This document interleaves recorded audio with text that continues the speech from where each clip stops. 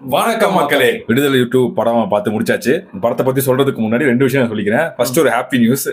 விடுதலை 2 யாருக்கு விடுதலை 2-ஆ இருந்துச்சோ இல்லையோ, எங்களுக்கு விடுதலையா இருந்துச்சு. பெங்களூர் வந்து கேவலமான படங்களா மட்டுமே பார்த்து ஒரு சீரிஸ் ஒரு ஸ்ட்ரீக்கை மெயின்டைன் பண்ணிட்டு இருந்தோம். அதை உடைக்கிற விதமா விடுதலை 2 வந்து அமைஞ்சிருக்குது. ரெண்டாவது விஷயம், இது எங்களுக்கு மட்டும் விடுதலை, தமிழ் சினிமாவுக்கும் விடுதலை. பார்ட் 2 சாபத்துல இருந்து ஃபைனலி தமிழ் சினிமா விடுபட்டுருச்சு. இது வந்து ஹாப்பி நியூஸ். ரெண்டாவது நியூஸ்ல ஒரு சின்ன விஷயம் நான் வந்து கேட்டுக்கிறேன். அறிவு இருக்கா இல்லையா உங்களுக்குலாம்? ஏன்னா A-rated மூவின்னு போட்டிருக்கானுங்க, குழந்தையோட கூட்டு வரீங்க, அந்த குழந்தையும் பாத்துக்க மாட்டேங்கிறீங்க, அது அங்கிட்டு இங்கிட்டு ஓடிட்டு இருக்கு. உங்களுக்கு படம் பார்க்கணும் அப்படின்னா, உங்களுக்கு அவ்வளோ இன்ட்ரெஸ்ட் இருக்கு அப்படின்னா, குழந்தைய வந்து உங்க ரிலேட்டிவ்ஸ் யார்ட்ட கொடுத்துட்டு வாங்க. இல்ல எனக்கு குழந்தை முக்கியம் அப்படின்னா குழந்தை பார்க்குற படமா கூட்டிட்டு போங்க. உனக்கு படம் பார்க்கணும்னு அவ்வளோ உனக்கு முக்கியமாயிரா இருந்துச்சுன்னா மூடிட்டு குழந்தைய பெத்துக்காம இருந்திருக்கணும். ரைட்டா? இது வந்து தியேட்டர்காரன் சொன்னான்னு கேட்க மாட்டீங்கன்னா, இது அவங்ககிட்ட சொன்ன மக்கள்கிட்ட சொன்னாலும் கேட்க மாட்டேங்கிறீங்க. இது எங்க போய் முடிய போகுதுன்னு தெரியல. இந்த படத்தை வந்து ஒரு வேர்ட்ல டிஃபைன் பண்ணணும் அப்படின்னா உன்னோட விஷயம் என்ன? இன்டென்ஸ். நினைச்சேன் நான் நினைச்சேன் இந்த வார்த்தையா ஃபர்ஸ்ட் நினைச்சேன். மக்களே இதை சொல்லுவான்னு தெரிஞ்சு அதனாலேயே பேக்கப்புக்காக இன்னொரு வாரம் நான் வந்து ரெடி பண்ணிட்டு வந்தேன். சொல்லு, தெரியும் எனக்கு. சொல்லு. கதை வந்து ஒரு விஷயத்த பேசுது, அதுவே ரொம்ப இன்டென்ஸான ஒரு விஷயம். அதை வந்து இவங்க ஒரு விதத்துல பேசியிருக்காங்க, அது இன்னும் இன்டென்ஸா இருந்துச்சு. எண்ட் ஆஃப் தி டே இதை ஃபுல்லா ஒரு பேக்கேஜா சினிமாவா பாக்குறப்போ ரொம்ப நாளைக்கு அப்புறமா அடுத்து என்ன நடக்கும்ன்ற மாதிரி ஒரு படம் பார்த்தேன். அந்த ஒரு இன்டென்ஸ் ஃபீல்ல இருந்துச்சு. எனக்கு வந்து ஒரு வேர்டு சொன்னோம் அப்படின்னா இன்வால்மெண்ட். யூடியூப் வீடியோ ரிவ்யூஸ் இதெல்லாம் வந்து பண்ணலாம்னு சொல்லி ஆரம்பிச்சதுக்கு அப்புறம் எந்த படம் பார்த்தாலுமே ஒவ்வொரு சீன் வரப்போ இதை எப்படி நம்ம வீடியோல சொல்ல போறோம் அப்படின்றது மைண்ட்ல பேக் ஆஃப் மைண்ட்ல ஆட்டோமேட்டிக்கா ஓடிட்டே இருக்கும். இந்த படத்துல தான் ஸ்டார்டிங் இருந்து எண்டிங் வரைக்கும் நான் படத்துக்குள்ள ரொம்ப இன்வால்வ் ஆயிட்டேன். எப்பவுமே ஒரு படம் முடிஞ்சதுக்கு இன்டர்வல் அது பேசுவோம், இந்த டைம் அதுவும் பேசவே இல்லை. அந்த அளவுக்கு ரொம்ப இன்வால்வ்டா சொன்ன மாதிரி எப்படி இதை முடிக்க போறாங்க, யாருக்கு என்ன ஆக போகுது அப்படின்றது பயங்கரமான ஒரு இன்வால்வ்டா பார்த்த ஒரு ஃபீல் இருந்துச்சு. ஓவராலே எக்ஸ்பீரியன்ஸ் படி மஸ்ட் வாட்ச் மூவி. பட் அந்த மஸ்ட் வாட்ச் மூவி ஏன் அப்படின்றதுக்கான ஒரு 4 ரீசன் நாங்க வச்சிருக்கோம். First reason story. சிம்பிளா சொல்லணும்னா ஒரு பவர்ல இருக்கிறவங்களுக்கும் பவர்லெஸ் பீப்புளுக்கும் நடக்கிற ஒரு பேட்டில். அந்த 2 பேட்டில் நடுவில் என்ன நடக்குதுன்றது தான் ஸ்டோரி. இது ஸ்டோரியா பாக்குறப்போ இது நிறைய படத்துல ஆல்ரெடி பார்த்த மாதிரி இருக்கலாம், இல்ல மற்ற சினிமா எல்லாம் பார்த்த மாதிரி இருக்கும். எல்லா கமர்ஷியல் மூவிஸ் எல்லா படங்களோட முக்கியமான பாயிண்டே இதுதான். அப்படிப்பட்ட ஒரு கொஞ்சம் கிளீஷேவான கதையுமே எடுத்து இவ்வளோ நல்ல படமா கொடுத்ததுக்கான இன்னொரு காரணம் திரைக்கதை ரெண்டுமே வந்து ஃபர்ஸ்ட் ரீசன்.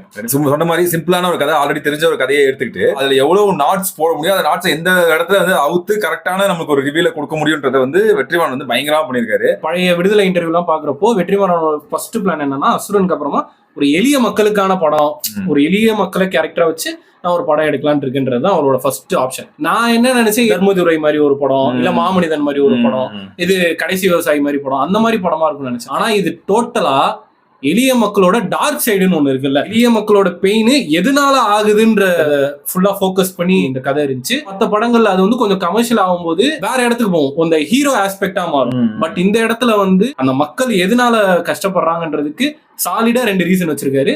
அதை வச்சு மட்டும்தான் ஃபுல் ஸ்கிரீன் பிளேவுமே இருக்கும். அண்ட் வந்து எந்த இடத்துலயுமே உங்களால வந்து ஒரு மூச்சுறதுக்கு கூட வந்து கேப் இல்லைன்னு சொல்லுவாங்க தெரியுமா? அந்த மாதிரி அடுக்கடுக்கா அடுத்தடுத்து கதை வந்துகிட்டே இருக்கு. வழக்கமா இதுக்கு முன்னாடி பார்ட் 2 வரப்பலாம், பார்ட் 1 எதுக்கு எடுத்தீங்கன்னு கேட்கற அளவுக்கு தான் இருக்கும். ஆனா இதுல வந்து பார்ட் 3 எக்ஸ்டெண்ட் பண்ணிக்கலாமோன்ற அளவுக்கு இதுல நிறைய கதை இருக்குது. படத்துல எந்த இடத்துமே லேகே உங்களுக்கு தெரியாது. படம் ஆரம்பிச்ச 1வது செகண்ட்ல இருந்து கதைக்குள்ள போயிடுவாங்க. எந்த இடத்துமே லேக் உங்களுக்கு தெரியாது. அது ஃபர்ஸ்ட் ரீசன். ஸ்கிரீன் பிளே செம்மையா பண்ணிருக்காங்க. அதே மாதிரி இந்த ஸ்கிரீன் பிளே இவ்வளோ நல்லா வந்ததுக்கு முக்கியமான காரணம் கேரக்டர்ஸ்.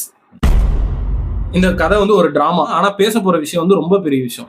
அதை வந்து ப்ராப்பரா பேசணும்னாக்கா இந்த டிராமாக்குள்ள கொண்டு வரணும்னா கேரக்டர்ஸ் தான் ரொம்ப ரொம்ப முக்கியம். இந்த கதை நகர்றதுமே டயலாக் டிரிவனா தான் நிறைய மூவ் ஆகும். அப்படி இருக்கிறப்போ இந்த கேரக்டரே இந்த டயலாக் பேசணும், இந்த கேரக்டரே இந்த இடத்துல ரியாக்ட் பண்ணணும்ன்றதுலாம் ஸ்கிரீன்ல மட்டும் இருந்தா பார்த்தாது, நமக்கு கன்வே ஆகணும். ஒரு கேரக்டர் கோவப்படுதுன்னா நமக்கு ஒரு இடத்துல கோவம் வரணும், ஒரு கேரக்டர் வந்து அழுதுன்னா நமக்கும் அது புரியணும். அதை விடுதலை 1லயுமே சரி 2லயுமே சரி ரொம்ப பயங்கரமா பண்ணியிருக்காரு. அது இந்த கேரக்டர் டெவலப்மெண்ட்ன்றது இந்த படம் ட்ரெய்லர் பாக்குறப்பயும் சரி அண்ட் அதுக்கு முன்னாடியுமே சரி நமக்கு தெரிஞ்சது என்னன்னா, இது ஃபுல் அண்ட் ஃபுல் ஃபோக்கஸ்ட் வந்து பெருமாள் அப்படின்ற கேரக்டர் வச்சுதான். அந்த கேரக்டர் எப்படி யோசிக்குது, முக்கியமா அந்த கேரக்டர் தான் நமக்கு வந்து அடுத்த ஒரு எப்படி சொல்ல படம் பாக்குறவங்களுக்கு ஒரு வழி நடத்துற மாதிரி ஒரு கேரக்டர். அது எடுக்கிற ஒவ்வொரு முடிவுமே பெரிய இம்பாக்டா கிரியேட் பண்ணணும். ஸோ அது வந்து ரொம்ப கேர்ஃபுல்லா ஹேண்டில் பண்ணியிருந்தாங்க.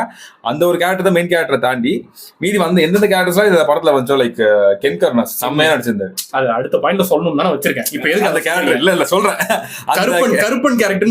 கருப்பன் அந்த கேரக்டர் வந்து விதமா இருக்கட்டும். அதாவது சின்ன சின்ன இடத்துல வந்திருப்பாங்க, மிஞ்சி 5-10 நிமிஷம் அப்படின்னு சொல்லி நிறைய வந்திருப்பாங்க. அனுராக் கஷ்யப் வந்திருப்பாரு. அனுராக் கஷ்யப் இவரு கிஷோர் கேரக்டர் லோகேஷ் கனகராஜ் பார்த்து கத்துக்கங்க. அவர் வந்து நான் உங்க படத்தை வந்து செத்தா கூட போதும் சொன்னதுனால உடனே கூட்டு வந்து சாவடிக்க கூடாது. இந்த மாதிரி எந்த ஒரு கேரக்டருமே வீணடிக்கல. லைக் ஃபர்ஸ்ட் பார்ட்ல நடிச்ச போலீஸோட கேரக்டருமே இதில் எடுத்துட்டு வந்து நல்லா யூஸ் பண்ணிருப்பாங்க. கேரக்டர் நல்லா எழுதினா மட்டும் பத்தாது, அதுல நடிக்கிறவங்களும் நல்லா நடிக்கணும்.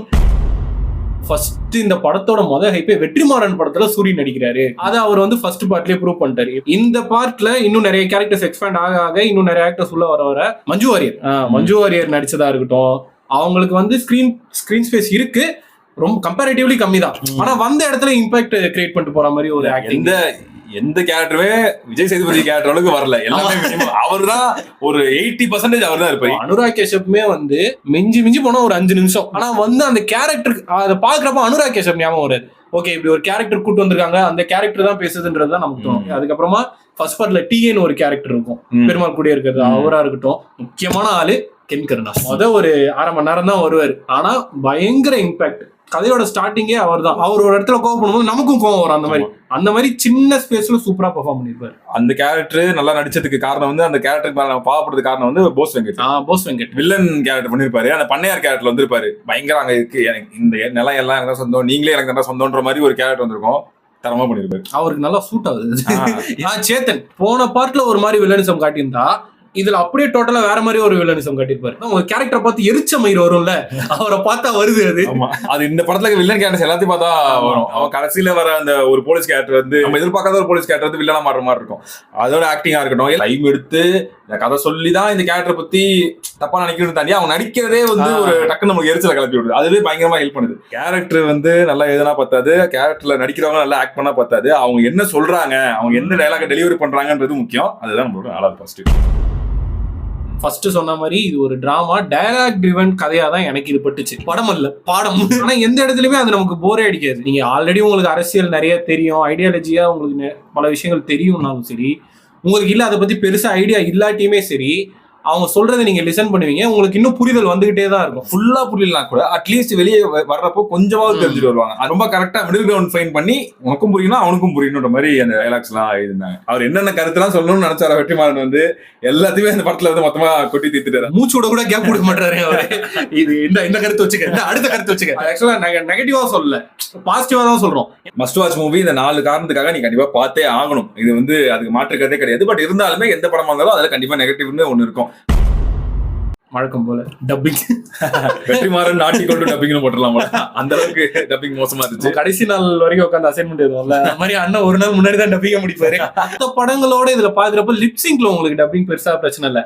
ஆனா அது மேட்ச் பண்றதுக்காக கேரக்டர் ஒரே இடத்துல இருந்தாலும் டயலாக் பின்னாடி இருக்கு, வேற ஒரு சீன் முன்னாடி நம்ம கண் முன்னாடி இருக்கு. லிப்சிங்குமே எனக்கு இருந்துச்சு. எப்படின்னா வேர்ட்ஸ் மாத்தி பேசுறதை தாண்டி நிறைய இடத்துல டிலே நான் பார்த்தேன்.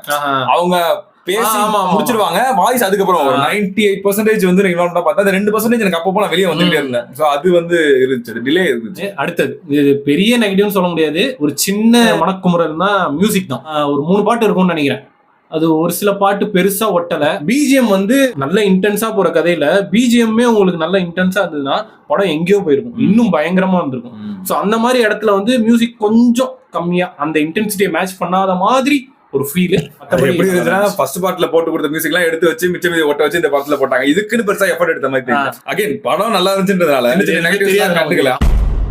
அடுத்தது எனக்கு ஒரு சின்ன விஷயமா பட்டது வந்து சூரியோடைய கேரக்டர். அந்த குமரேசன் கேரக்டர் வந்து இன்னும் கொஞ்சம் ஸ்கோப் கொடுத்துருக்கலாமா. அப்கோர்ஸ் அதாவது ஃபர்ஸ்ட் பார்ட்ல விஜய் சேதுபதிக்கு ஸ்கோப்பே இருந்திருக்காரு, கடைசி சீன்ல தான் வந்திருப்பாரு. அது ஒரு பாசிட்டிவா சொல்லலாம். எந்த அளவுக்கு விட்டு கொடுத்து நடிக்கிறாங்கன்னு ஒண்ணு இருக்குல்ல, எனக்கு ஸ்கோப் வேணும், நான் இருந்தே ஆகணுன்ற போய் விஜய் சேதுபதி சொல்லிருக்கலாம். ஆனா ஃபர்ஸ்ட் பார்ட்ல எங்கேயுமே வந்து அது வந்திருக்கவே மாட்டாரு. சோ அதுக்கேற்ற பலன் வந்து இப்ப செகண்ட் பார்ட்ல ஃபுல்லா அவர் தான் இருக்காரு. சூரியோட கேரக்டர் வந்து கம்மியாயிடுச்சு. மொத்த கதையா பார்க்கும்போது ஓகே, பட் இருந்தாலும் செகண்ட் பார்ட் மட்டும் பாக்குறப்போ இன்னும் கொஞ்சம் ஏதாவது டைலாக்ஸ் இருக்கும். டைலாக்ஸும் ரொம்ப கம்மி.